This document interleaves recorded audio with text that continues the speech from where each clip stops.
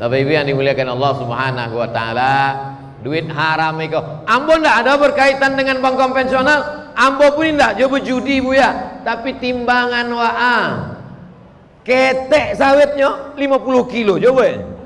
Sawit nang godang 50 jo. Awak duduk di timbangan tuh 50 jo. Upanya lah di setel timbangan gotah gua ketek gotah, tapi waktu ditimbang boy di bola pakai pang panjang, upanya batu bata dalam tiga. La'ana Rasulullah sallallahu alaihi wasallam ar-rashi wal murtashi. Orang namanya go, orang namanya mosogo, sama-sama masuk neraka jahanam.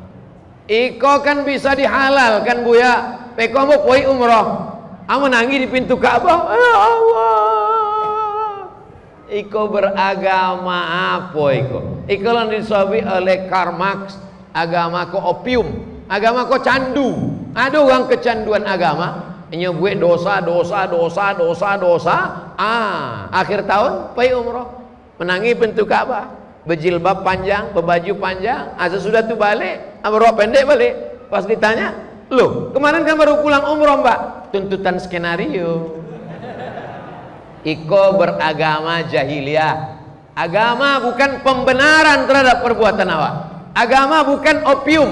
Opium itu candu. Orang dengan segala macam masalah hidupnya lalu pakai candu, pakai opium, pakai ganja, pakai khamar untuk menenangkan diri. Semakin besar kota metropolitan, semakin banyak rumah-rumah ketenangan palsu. Sebab apa? Sebab banyak masalah hidup. Di jalan macet, pernah razia, balik ke rumah ditokan bini, di kantor ditekan atasan, ke masjid tak mendapatkan ketenangan. Ini ke masjid kau ingin mendapatkan ketenangan, tapi sampai di masjid pun tak mendapatkan ketenangan. Akhirnya hanya mencari ketenangan di diskotik, masuk ke karaoke, lagu dangdut tidak juga tenang, lagu pop tidak juga tenang, lagu metal tidak juga tenang. Datang pil anjing gilo, bawa agak tenang. Rumah-rumah ketenangan palsu, ompek perbuatan setan. Innamal khamru. Nang kedua wal maisiru. Nang ketiga wal ansabu. Ansab membawa binatang, kambing, ayam, merpati ke berhala.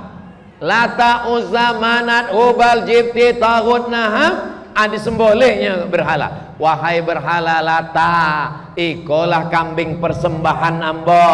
Wahai berhala Uzza, ikolah kobau persembahan ambo, maka iko perbuatan haram. Dulu orang kampung awak kalau ingin bertanam padi, ingin membuka hutan, maka diambil kambing. Hai datuk-datuk penjago hutan, ikolah kepala kambing kami. Apakah ada tradisi kau di Mesir? Ada. Di Mesir ada tradisi air sungai Nil itu surut, maka datanglah orang Mesir. Cuma jin di Mesir kok nyusleonya agak tinggi, ndak mau kepala kambing. Anak gadi dia nyikan. Tradisi di Mesir dicari anak gadi dan paling cantik, lalu kemudian dipakaikan perhiasan golang, antai, subang, anting, lalu kemudian dihanyutkan ke sungai Nil. Waktu itu gubernur Mesirnya namanya Amr bin As, sahabat Nabi. Kata Amr bin As, kok haram iko menganyutkan anak gadis ke sungai Nil, kok haram? Kata orang Mesir, kalau tidak awak anyutkan anak gadis kok, nanti air sungai Nil surut. Kalau air sungai Nil surut, maka gandum tidak tumbuh. Kalau gandum tidak tumbuh, awak mati. Amr bin As, walaupun kau sahabat Nabi, kalau awak mati, kau cenderung apa? Amr bin As mengirim surat kepada Amirul Mukminin Umar bin Khattab. Umar bin Khattab, ikut ada tradisi di Mesir menganyutkan anak gadis ke sungai Nil. Tolong dulu. Umar bin Khattab membuat surat. Masukkan surat iko ke dalam amplop, nanti hanyutkan ke sungai Nil. Umar bin Khattab mengirim surat sampai ke Amr bin As. Amr bin As penasaran, apa isi surat untuk sungai Nil kok? Dibukanya, dibacanya. Min Abdillah, dari hamba Allah. Tidak ada disawinya dari khalifah, dari amirul, tidak. Dari hamba Allah Umar bin Khattab. kepada sungai Nil. In kunta tajri min qibalillah fajri, kalau engkau berjalan karena Allah, mengalirlah wahai sungai Nil. Wa in kunta tajri min qibali nafsik fala tajri, kalau engkau mengalir karena dirimu, tak usah kau mengalir sampai hari kiamat. Dimasukkan balik sungai itu ke dalam amplop, dimasukkan di Amr bin As ke sungai Nil. Besok naik air sungai Nil sittata asyar farsah, naik lebih kurang 6-8 meter ke atas, naik sungai Nil. Sungai Nil pun takut kepada Sayyidina Umar bin Khattab. Jadi ketompe awak, kalau ada orang masih menyembelih binatang untuk sungai, menyembelih binatang untuk laut, untuk gunung, maka sesungguhnya itu perbuatan setan. Ditompe awak apa namanya kok? Sajen. Ikut ceramah hamba gua akan diserang oleh pencinta sajen. Lah biasa, hamba gua diajak dicaci maki gua lah sarapan. Jadi kalau ndak diajak uang kadang tercai-cai juga. Kenapa ndak ada uang gua ngajak? Menyembah setan, menyembah hantu.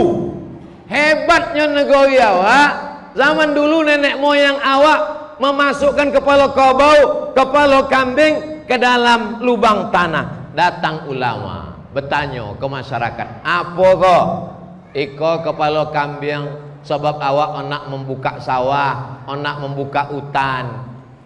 Kepala kambingnya jangan dimasukkan, jadi darahnya saja, sebab awak ndak boleh makan darah. Akhirnya darah kambing kau lah yang masuk ke dalam lubang. Kepala kambingnya kemana? Digulai, diboi ke buaya. Itulah asal muasal ditompe awak kalau kenduri kepala kambing untuk siapa? Untuk buaya. Maka dimakan dek buaya. Sesudah dimakan dek buaya kepala kambing, buaya pun berkunang-kunang. Mengamuk jin kau kata. Padahal dah tinggi tensi naik. Bukan jin mengamuk, jin lah makan darah. Darah itu haram, tidak boleh makan darah. Makanya kalau awak mencuci daging kambing, daging ayam, daging kerbau, mesti dicuci berkali-kali sampai bersih, disolawatkan supaya jangan sampai makan darah. Rumah potong diperiksa, ternyata binatangnya tidak disembelih. Apalagi mau hari raya, diambil selang, dihidupkan, disumbekkan selang masuk ke dalam. Akhirnya sapi, kerbau, lembu matinya karena tersedak. Mereka suka karena dagingnya berat. Kenapa dagingnya berat? Karena ada darah bercampur dengan air. Maka kalau awak memotong mesti habis bersih. Dulu ada penyakit namanya medco. Med artinya gilo, ko sapi, medco sapi gilo. Di apa penyakit sapi gilo kok? Sebab bakteri sapi kok dalam darah. Orang kok darahnya ndak kalu. Jadi sapi kok ndak dipotong, sapi kok disetrum. Sapi kok ditembak otaknya, skalanya di atas 7-8. Ada namanya tulisannya stunning, namanya stunning, ditembak. Stunning hanya boleh di bawah 7. Kalau di bawah 7 itu sapi yang liar itu, sapi Australia yang hidup di lap padang rumput, nya ndak ditambah, tapi setelah ditembak, tapi skalanya di bawah 7, nya terbodoh. Maka laki ibu kalau ada liar, tembaklah stunning skala 7. Nya ndak sampai mati. Tapi kalau sampai skala 10 dua boleh, ditembak, ditumbang langsung mati. Sebab otak kecilnya, otaknya kena, habis. Darahnya tak keluar. Setelah darahnya tak keluar, dipotong, tak dicuci. Masuk ke kulkas, keras, masuk ke atas bara api, bolak-balik, masuk ke roti dimakan, barbecue.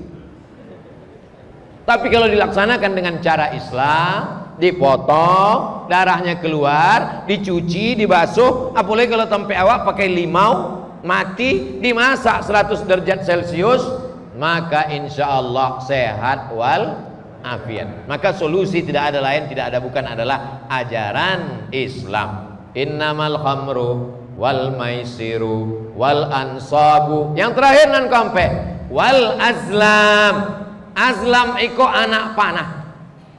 Anak panah dimasukkan ke dalam tabung, diguncang. Bapak ingin buka bisnis esok pagi. Bisnis jadi apa indah? Diguncang 3 anak panah, masuk ke dalam tabung, diguncang. Sudah diguncang, baru ditengok kotehnya. Buka. Mulai bisnis. Mulai. Tidak. Jangan mulai. Enggak. Kosong. Jangan mulai, Anda belum beruntung. Dulu namanya forecast. Enggak podcast itu, Pak. Podcast gue orang bercita-cita. Forecast. Mengundi nasib. Percaya kepada dukun. Bertanya kepada peramal. Man atakahinan, siapa yang datang ke dukun. Fasaddaqahu bima yaqul, percaya kepada cakap dukun. Falam tuqbal lahu salatun arba'ina yauman. Ndak ditimo sembayangnya 40 hari 40 malam. Man atakahinan, siapa yang datang ke dukun. Fasaddaqahu bima yaqul, percaya kepada dukun. Faqad kafara bima unzila ala Muhammad, maka kafirlah dia terhadap apa yang sudah diturunkan kepada Sayyidina Muhammad sallallahu alaihi wasallam. Alhamdulillah, ambo yakin dan percaya awak jamaah masjid apa awak? Riyadul Muttaqin. Riyad artinya taman, muttaqin tamannya orang-orang yang takwa kepada Allah. Inyo takwi kepada Allah, maka inyo indak pakai narkoba. Inyo takwi kepada Allah, maka inyo indak berjudi. Inyo takwi kepada Allah, maka inyo indak meletakkan binatang untuk berhala. Inyo takwi kepada Allah, maka inyo indak melakukan mengundi nasib. Mengundi nasib zaman dulu macam-macam. Ada dengan anak panah yang diguncang, ada dengan melempar batu kepada burung. Ada ungge di atas pokok kayu, dilempar. Kalau kebetulannya mengarah ke Yaman, Yaman artinya beruntung. Arah Yaman, berarti beruntung. Mulai bisnis sawah. Esok akan menanam pokok duyan Musan King. Tanam apa indah? Tanam apa indah? Tanam apa indah? Ambil batu, lempar burung. Kalau tobangnya ke arah Yaman, buntung, tanam. Tapi kalau tobangnya ke arah Syam, syu'mu artinya sial. Jangan. Uang Islam tidak ada percaya kepada ungge, tidak ada percaya kepada anak panah. Awak asal sudah usaha, ikhtiar, doa, bismillahi tawakkaltu 'alallah, la haula. Kalau ada orang masih meyakini bahwa ada kekuatan ungge, ada kekuatan anak panah, ada kekuatan dukun, maka rusak akidahnya. Walaupun tarawihnya tiap malam, walaupun khatam Quran. La in asyrakta, kalau engkau syirik, la yahbatanna amaluka, maka gugurlah segala amalmu.